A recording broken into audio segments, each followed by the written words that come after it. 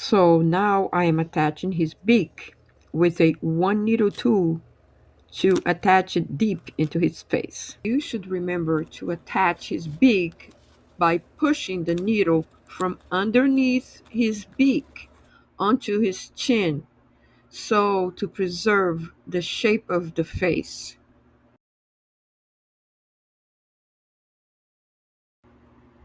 Then now I am putting him over the tree, and to attach it, I'm going to use the one needle and pushing towards the tail so that the tail can stick up and be noticeable.